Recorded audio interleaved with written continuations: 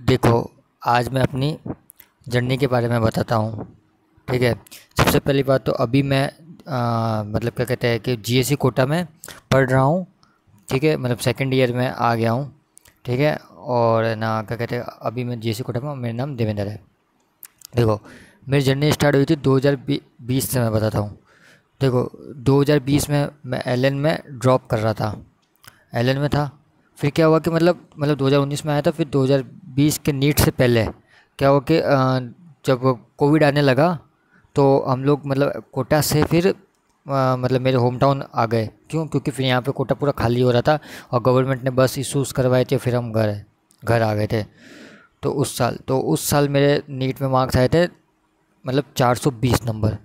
ठीक है। उस साल फिर मतलब नीट पोस्टपोन होता गया, फिर लेट हुआ, ऐसे ऐसे करके आगे होता गया। थोड़ा बहुत डिस्टर्बेंस हुआ क्योंकि ऑफलाइन टेस्ट होते थे एलन में, लेकिन फिर घर पे गए तो ऑनलाइन टेस्ट देने पड़ते थे वगैरह। मतलब इतना अच्छे से प्रॉपर मतलब, और उस समय मेरा बेस भी इतना अच्छा नहीं था क्योंकि मेरी 11th वाले एक नॉर्मल मतलब कोचिंग, नॉर्मल कोचिंग नहीं कह सकते, एक स्कूल कह सकते हैं।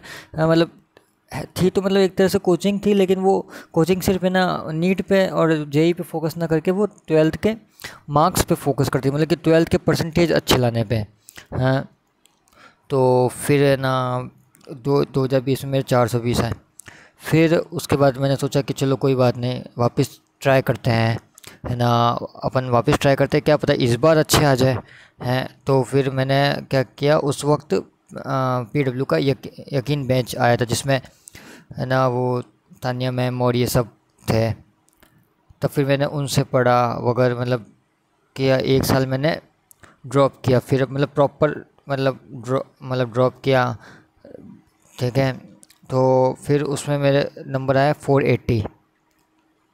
फिर क्या हुआ कि फिर क्या हुआ कि है ना 480 आया तो चलो, फिर मैंने कहा चलो कोई बात। फिर मतलब मेरे को हुआ कि यार नंबर ज़्यादा इम्प्रूवमेंट नहीं हुआ, लेकिन मैंने कहा कि कोई बात नहीं। फिर एक बार और मतलब मैंने कैसे भी हिम्मत जुटाई और मैंने कहा कि चलो नहीं करते हैं, क्योंकि मेरे को मतलब एमबीबीएस का ही था कि मुझे अभी भी मतलब एमबीबीएस का ही इंटरेस्ट है, बाकी किसी फील्ड में इंटरेस्ट नहीं था।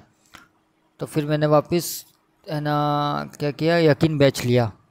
वापस यकीन बैच लिया और फिर एक साल वापस ऑनलाइन तैयारी की, क्योंकि उस वक्त 21-22 में मतलब वो ऑफलाइन इतना नहीं था, ऑनलाइन ही चलते थे सब। तो फिर मैंने वापस ऑनलाइन बैच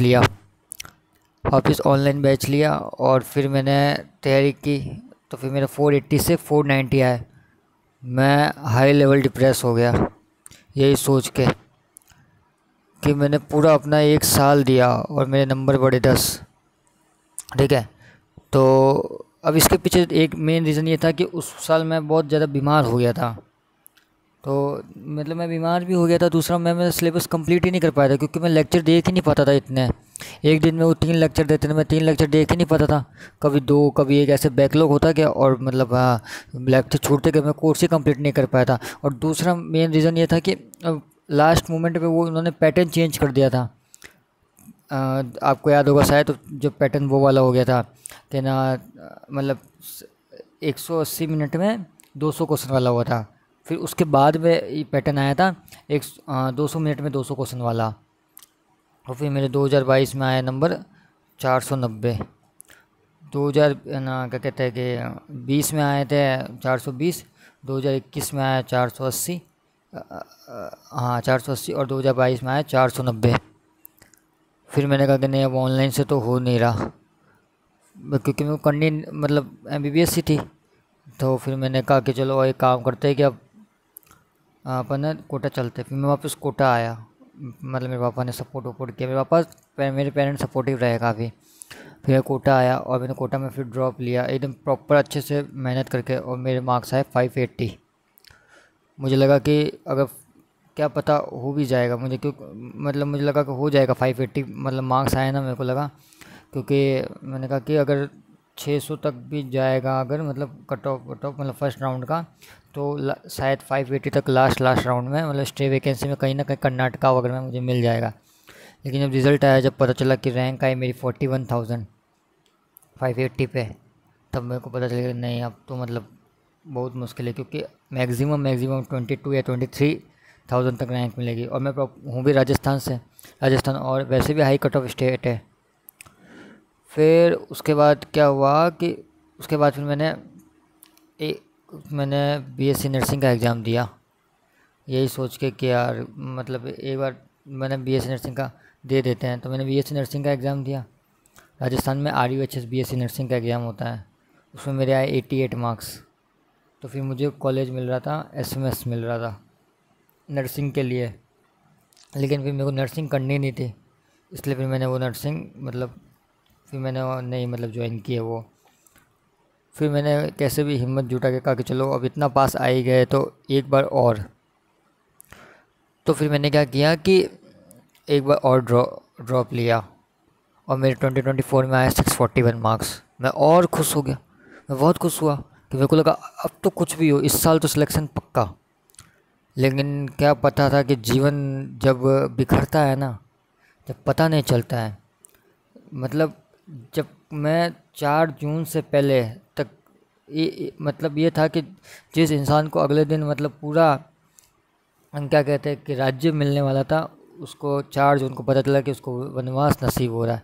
4 जून को मैं जब रिज़ल्ट आया, जब मैं बिखर गया, जब मैंने देखा कि मेरी रैंक आई 34,000। मैंने कहा कुछ भी हो जाए, कितना भी कट ऑफ जाए, लेकिन इतना कम तो नहीं जाएगा, ज़्यादा से ज़्यादा 25 या 26 के तक मैं सिलेक्शन होगा। फिर मैंने कहा कि नहीं, अब बहुत ड्रॉप हो चुके हैं, अब लाइफ में कुछ प्लान भी होना चाहिए, क्योंकि ये लूप है।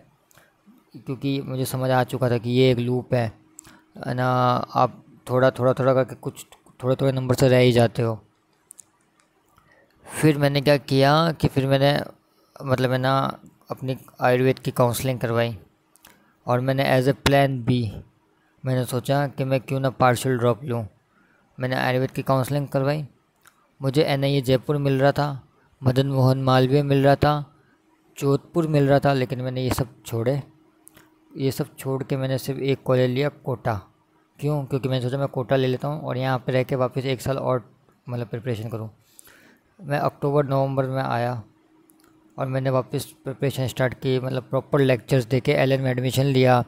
और मैं पूरी अपनी नेक्स्ट वीडियो में बताऊंगा कि मैंने LN में 20 कौन सा बैच में था और कैसे मैंने प्रिपरेशन की, ठीक है। तो फिर मैंने वापस अक्टूबर नवंबर से स्टार्ट किया, और इस साल फिर मैंने नीट का एग्ज़ाम दिया, और इस साल मेरे नीट में आए 500 मार्क्स। फिर वही 25 नंबर के चक्कर में मैं फिर रुक गया। जब आप दूर होते हो ना, आपके 400 या ऐसे कुछ नंबर होते हैं ना, तब आप छोड़ देते हो, या आप सेलेक्ट हो जाओ, या आपके 400 कुछ नंबर है तो आप छोड़ देते हो कि यार इतना दूर है।